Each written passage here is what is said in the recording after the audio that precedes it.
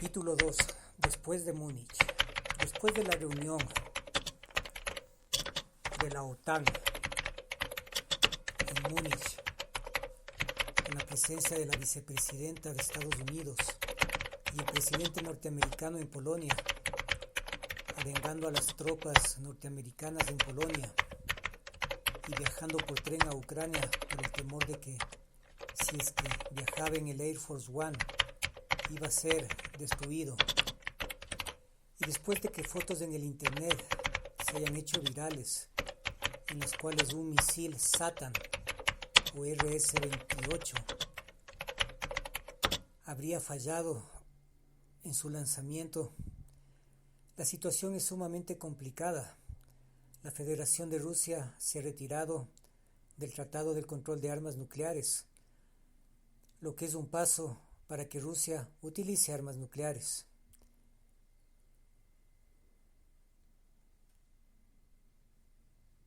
Las amenazas de Múnich por parte de Gran Bretaña, por parte de Josep Borrell, de la Unión Europea,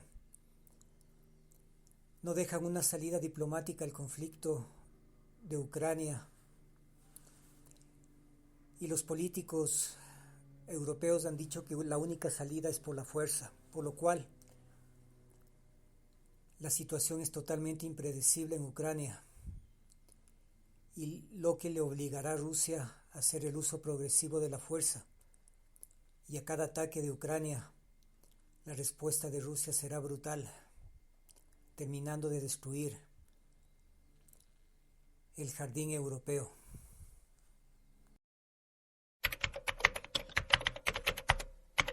The story of the last 12 months is that sooner or later, having exhausted all the other options, we give them what they need, from anti-tank missiles to HIMARS to tanks.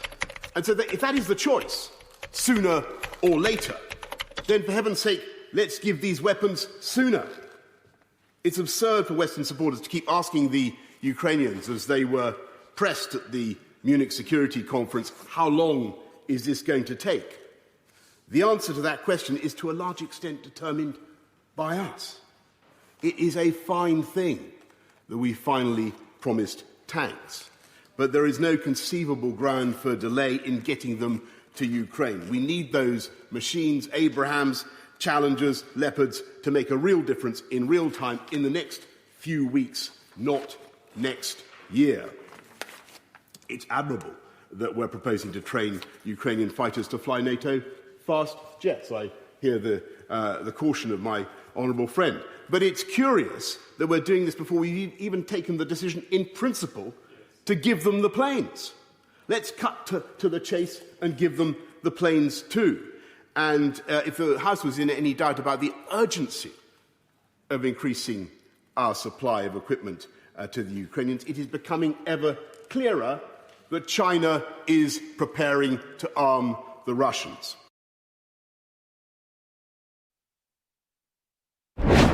Ucrania acaparó el segundo día de la Conferencia de Seguridad de Múnich. Los representantes de países europeos y de la OTAN coincidieron en el llamado a impulsar la ayuda a Kiev, sobre todo desde el punto de vista militar. El ministro de Defensa alemán, Boris Pistorius, reiteró el compromiso de Berlín con Kiev y afirmó que Ucrania debe ganar la guerra. La OTAN se mostró determinada a expandir la alianza con la membresía de Finlandia y Suecia, mientras que la Unión Europea busca que sus miembros unan fuerzas para proveer de armas a Kiev.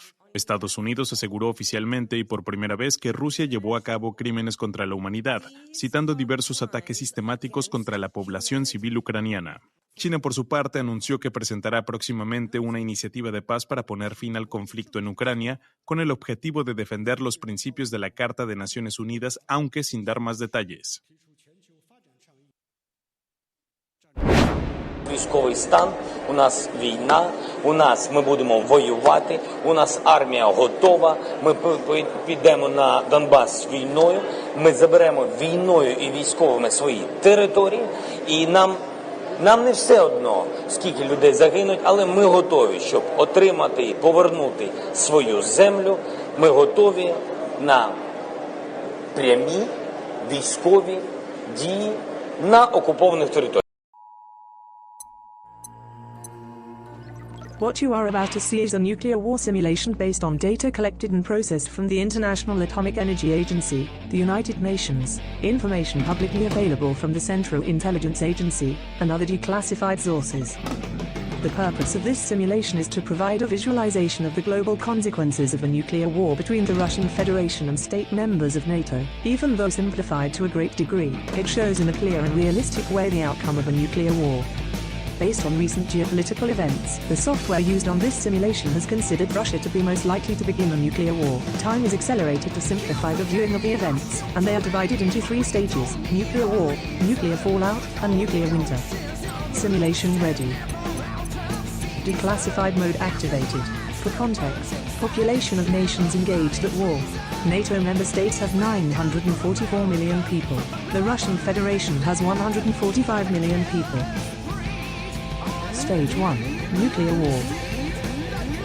Elapsed time: 1 hour, 2 hours, 3 hours, 4 hours,